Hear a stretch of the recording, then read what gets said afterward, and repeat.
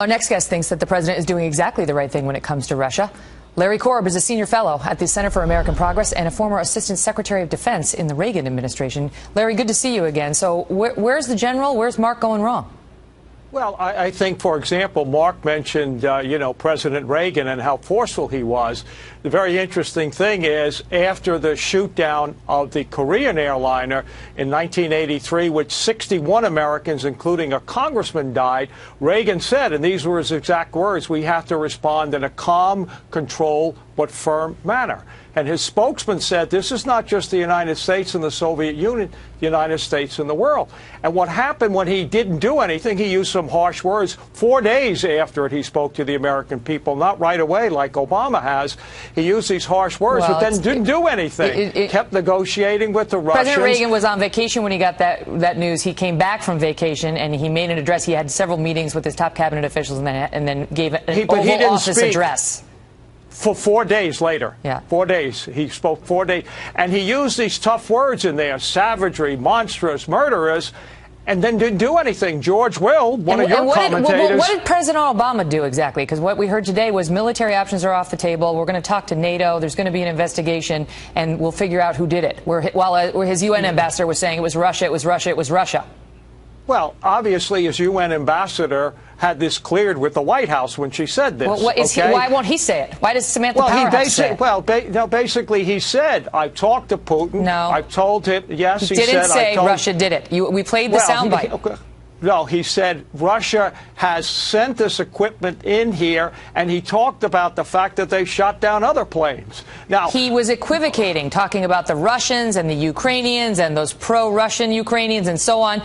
Samantha Power was so much more forceful and was explicit that the administration, she at least, believes that Russia did it and Russia can end this. You heard that. Now, that's from our White House reporter, Ed Henry. These are the facts, Larry. The question is why? Why wouldn't our commander-in-chief be as direct as the UN ambassador? Is there some messaging problem? Is he failing to confront the giant, Putin? No. Obama's... First of all, he has put very strict sanctions on, and he wants to get the Europeans to join in there. So you don't want to get too far out in front of them. But, it's interesting with the UN ambassador, Jeane Kirkpatrick, was always more forceful than Reagan.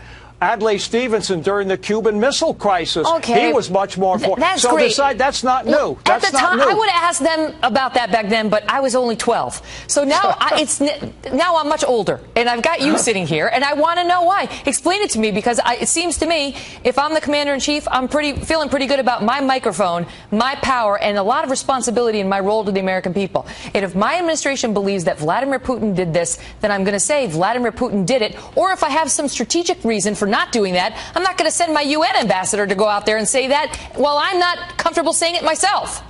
No, she said it seems to be that there's no other explanation. But the fact of the matter is, if the president says something and it turns out not to be true, we know Putin's at fault. He gave the equipment, but we don't know why they shot it down. They may have thought it was another plane, just like we did when we shot down an Iranian airliner. So you don't know that. You got to be very, very careful before you do that. But the way to deal with this is not militarily, it's economically. And that's the sanctions we put on him. Putin was upset about the sanctions that Obama put on 2 days ago and called him to talk about it. That's what they were talking about that morning when he then said, hey, by the way. So before I let you go, quick question. Do you believe the president should have gone to those fundraisers last night?